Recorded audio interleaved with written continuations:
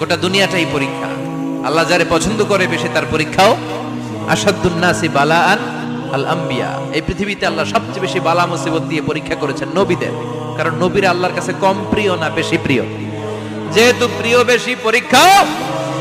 এজন্য মুমিনের উপর যদি পরীক্ষা আসে, মুমিনের উপর যদি অত্যাচার আসে, মুমিনের উপর যদি ধৈর্যের পরীক্ষা আসে, জেল জরিমানা আসে, মুমিন ওইটারে ভয় পায় না। মুমিন ভয় পায় একজনকে, চিল্লায় বলেন তিনি কে?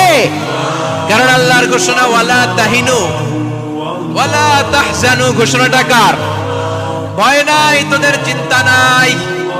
আনতুমুল আ'লাউনা ইন কুনতুম মুমিনিন, তোমরাই বিজয়ী হবা যদি মুমিন হও, যদি মুমিন হও। এজন্য ধৈর্যের পরীক্ষা দিতে হবে, আল্লাহর উপর তাওয়াক্কুল করতে হবে, অত্যাচার আর জুলুম আল্লাহর নামে সহ্য করে যেতে হবে। চিল্লায় বলেন ঠিক কিনা?